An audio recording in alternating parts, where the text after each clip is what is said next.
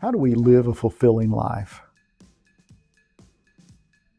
In the book of Ecclesiastes, Solomon tells us the answer to that question.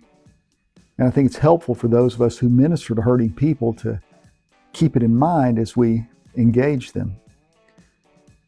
In essence, what Solomon really concludes, or what he says in the book, his argument is that for us to have a meaningful life, we need a positive orientation toward God.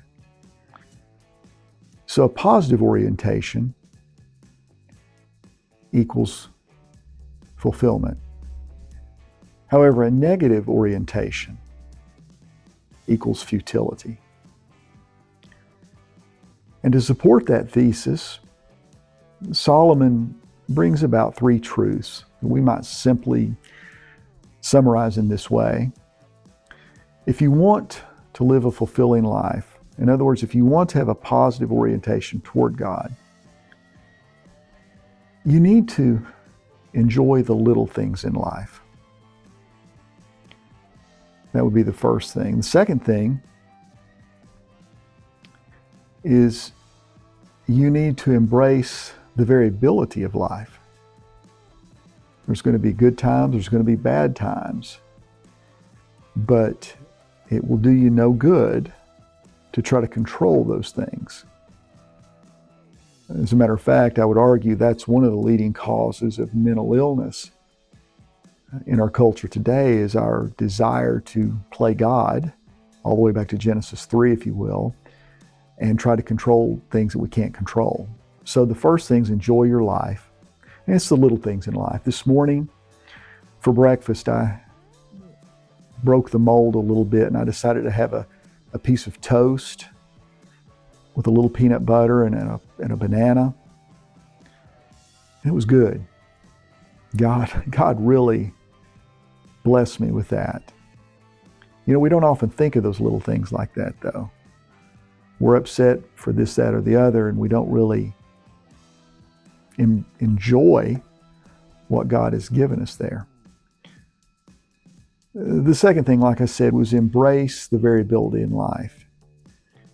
We live in he says in chapter 1, verse 15, Solomon looks around, he's an older man now, and he looks around at the created order in his life, and he says, what is crooked can't be straightened, and what is lacking cannot be counted.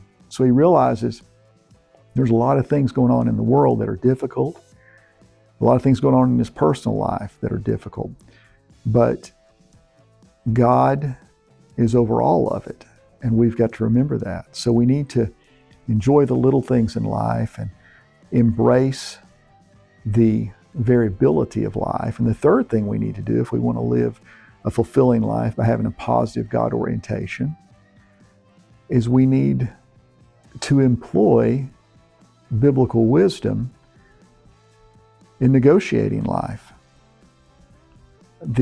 It's so important toward the end of the book when Solomon makes his final statement where he says, I'm paraphrasing here, but he says something along the lines of, when all's been said and done, fear God and keep his commandments. And that's how you'll have a fulfilling life. And I find it interesting right before then, he talks about the Word of God serving as both a goad and a nail. And it's a goad that prods us on forward in obedience for things that we can take responsibility for. And it's a nail that firmly fastens us to the foundation of the Lord on things we don't have control over. So it's kind of a trust and obey kind of setup here. But we find that in the Word of God. So if you want to live a fulfilling life, remember, a positive orientation leads to fulfillment. A negative orientation to God leads to futility. And you need to, in order to have a positive orientation toward God at all times, you need to enjoy the little things in life. You need to embrace the variability in life. And you need to employ biblical wisdom in negotiating life.